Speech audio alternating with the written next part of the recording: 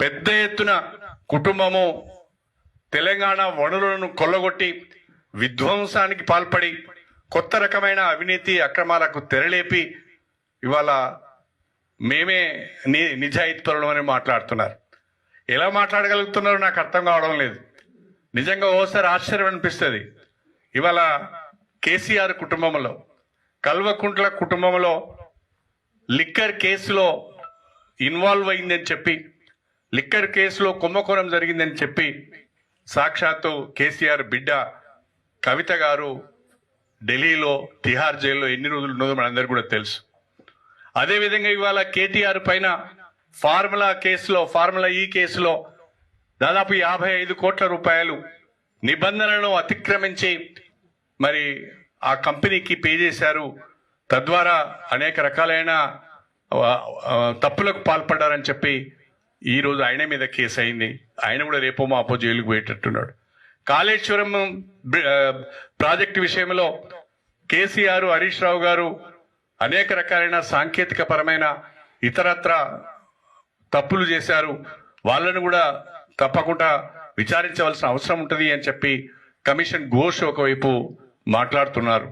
అంటే కల్వకుంట్ల కుటుంబంలో ఉన్న కేసీఆర్, హరీష్ రావు, కేటీఆర్, కవిత అందరూ కూడా వివిధ రకాలైన కేసుల్లో ఇరుక్కొని జైలు ఉచ్చలు కొంతమంది లెక్క పెడితే రేపు మాపో జైలు ఉచ్చలు లెక్క పెట్టడానికి మరికొంతమంది సన్నద్ధమవుతున్నారు. నేను అడుగుతున్నా, ఒక్క కేసీఆర్ కుటుంబం మీదనే ఇన్ని ఆరోపణలు ఎందుకు వస్తున్నాయి? నిజంగా మీరు నీతివంతులైతే, నిజంగా మీరు నిజాయితీ పరులైతే ఇన్ని రకాలైన ఆరోపణలు మీ మీదనే ఎందుకు వస్తున్నాయి? ఇన్ని రకాలైన సాక్ష్యాలు మీకు వ్యతిరేకంగా ఎందుకు లభ్యమవుతున్నాయి? అసలు కడియం శ్రేణి మాట్లాడే మాటలు, ఆయన మాటలు నాలుక తాటిమట్ట అన్నట్టు ఆయన భాష చాలా ఏయంగా, బాధాకరంగా, తిన్నింటి వాసాన్ని లెక్కబెట్టే విధంగా ఆయన మాట్లాడడం జరిగింది.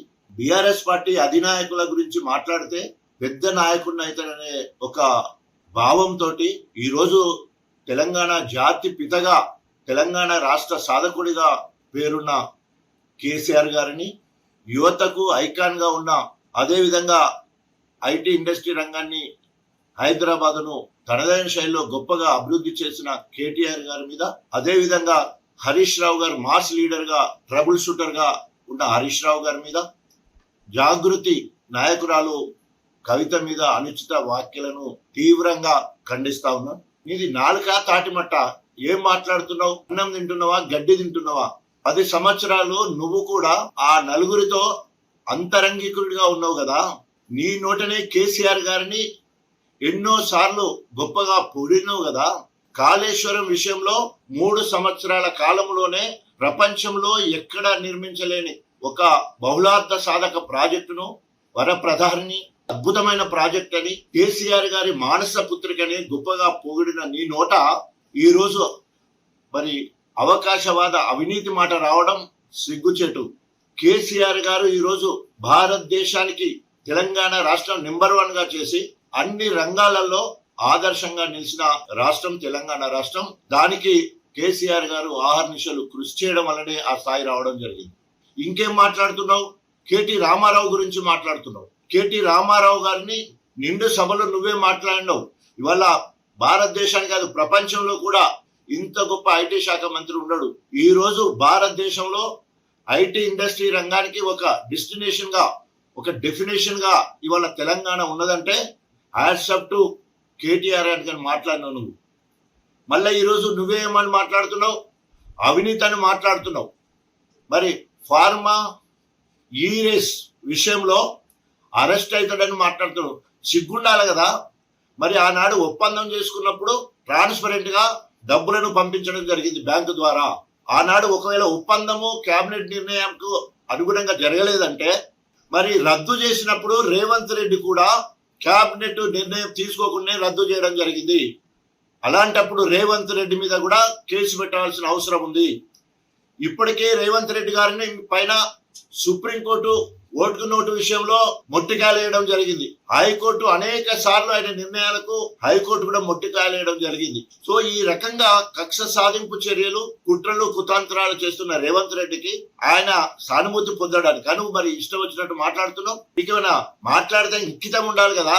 4 స్తంభాలు కేసీఆర్, కేటీఆర్, హరీష్ రావు, కల్వకుంట్ల కవిత, ఈ నలుగురు 4 స్తంభాలై ఈ రోజు పార్టీని అన్ని రంగాల్లో ముందుకు తీసుకుపోవడానికి, 60 లక్షల మంది సభ్యత్వము చేయడానికి, తర్వాత ప్రభుత్వంగా ఏర్పడ్డ 10 సంవత్సరాలు ప్రజారంజక పాలన అందించడానికి అనేక రకాలుగా కృషి చేసి ఒకరిని మించిన ఒకరు మరి బాధ్యతలు తీసుకొని మరి ముందుకు పోతున్న ఈ తరుణంలో ఆ నలుగురు గురించి మాట్లాడడం సిగ్గుచేటు. అదే విధంగా కవితకు నువ్వే స్వయంగా మన గణపురంలో అక్రమంగా కవితను అరెస్ట్ చేశారు, వెంటనే విడుదల చేయాలని చెప్పి మరి ఆనాడు రోడ్డు మీద కూర్చొని ధర్నా చేసినావు కదా. మళ్ళా మర్చిపోయి ఈ రోజు మరి లిక్కర్ దందాలో మరి జైలుకి పోయి వచ్చిందని చెప్పేసి మాట్లాడడం సిగ్గుచేటు. ఇప్పటికైనా ఒళ్ళు దగ్గర పెట్టుకొని మాట్లాడని హెచ్చరిస్తా ఉన్నాం.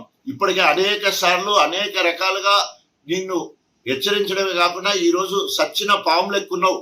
ఈ రోజు గుంటకాడి నక్క లెక్క కేసీఆర్ పక్కనే ఉండి నమ్మించి నమ్మక ద్రోహానికి పరాకాష్ట ఈ రోజు నీ ప్రవర్తన.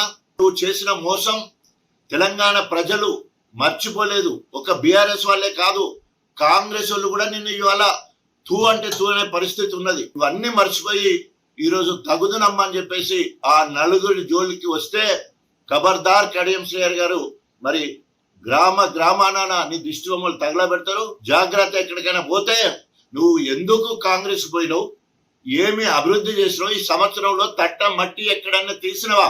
అభివక్త వరంగల్ జిల్లాలో గాని నియోజకవర్గంలో గాని ఒక్క దళితుని ఎదుగుదలకు నువ్వు సహకరించలేదు. ఇటు మాలలు, ఇటు మాదిగలు, ఉపకులాలు మొత్తంలో కూడా ఏ ఒక్కరికి కూడా నువ్వు మేలు చేయలేదు. మొత్తము దళితులకు ద్రోహం చేసిన వాడివి నువ్వు. దళితులకు ఎక్కడ కూడా గణపురం నియోజకవర్గంలో దళితుల పాలిట రాక్షసు లెక్క, రాబందు లెక్క దళితులను ఊత కోసపెట్టి అక్రమ కేసులు పెట్టించి దళితులను ఎన్కౌంటర్ చేసిన చరిత్ర నీది, హీనమైన చరిత్ర నీది. దళితులందరూ కూడా ఎదిరి చూస్తా ఉన్నారు నీ మీద ఎట్లా కక్ష తీర్చుకోవాలని చెప్పేసి. గణపురంలో నువ్వు చేసిన అభివృద్ధి శూన్యం. ఆ 10 సంవత్సరాలు నువ్వు ఆర్థికంగా ఎదగడానికి, కుబేరుడిగా అవతారం ఎత్తడానికి, విదేశాలలో ఆస్తులు చంపడానికి ఆ 10 ఏళ్ళు వాడుకున్నావు. తర్వాత మళ్ళీ గుంట నక్కలేక కేసీఆర్ సంకల జొర్రి ఇక్కడ ఎంపీ అయినావు, ఇక్కడ 2 సార్లు ఎమ్మెల్సీ అయినావు, ఉప ముఖ్యమంత్రి అయినావు, విద్యాశాఖ మంత్రి అయినావు. తర్వాత మొన్న ఎమ్మెల్యే టికెట్ ఇచ్చిన తర్వాత నాకు ఎమ్మెల్యే కాదు నా బిడ్డకు ఎంపీ కావాలి, ఎంపీ టికెట్ ఇచ్చిన తర్వాత పార్టీ ఫండ్ తీసుకొని కడుపు నిండా తిన్నింటి వాసాలు లెక్క పెట్టినట్టు నమ్మక ద్రోహం చేసి 100 కోట్లకు రేవంత్ రెడ్డికి అమ్ముడిపోయిన పార్టీకి నమ్మక ద్రోహం చేసిన ఏకైక వ్యక్తి తెలంగాణ మొత్తంలో. నమ్మక ద్రోహి అంటే నమ్మక ద్రోహానికి పరాకాష్ట కడించిన విధంగా ఇప్పటికైనా సిగ్గు శరమేమని ఉండేది ఉంటే నువ్వు బీఆర్ఎస్ పార్టీ నుండి ఎమ్మెల్యేగా గెలిచినావు. కేసీఆర్ దగ్గరికి పార్టీ ఫండ్ తెచ్చుకున్నావు. అదే విధంగా కేటీ రామారావు దగ్గరికి పోయి తెచ్చుకున్నావు. అట్లాగే హరీష్ రావు దగ్గర తీసుకొచ్చుకున్నావు. నేను ఓడిపోతా అని చెప్పేసి కవితక్క దగ్గరికి పోయి కూడా పార్టీ ఫండ్ తెచ్చుకున్నావు. ఈ నలుగురిని ఒక్కరికి తెలియకుండా ఒక్కరి ద్వారా పార్టీ ఫండ్ తెచ్చుకొని మళ్ళీ వాళ్ళని ఇలా నువ్వు మాట్లాడుతున్నావు అంటే ఇంతకంటే నీచమైన, ఇంతకంటే నిన్ను ఎట్లా తిట్టాలో కూడా తెలియట్లేదు. తిన్నింటి వాసాలు లెక్క పెట్టడానికి ఇది పరాకాష్ట. కడియం శ్రేయర్ గారు ఇప్పటికైనా నువ్వు ఒకవేళ నైతిక విలువలు, రాజ్యాంగము, ప్రజాస్వామ్య గౌరవం ఉండేది ఉంటే బీఆర్ఎస్ పార్టీ ఇప్పటికీ రాజీనామా చేయలే. బీఆర్ఎస్ పార్టీ సభ్యత్వానికి రాజీనామా చేయి, ఎమ్మెల్యే పదవికి రాజీనామా చేయి.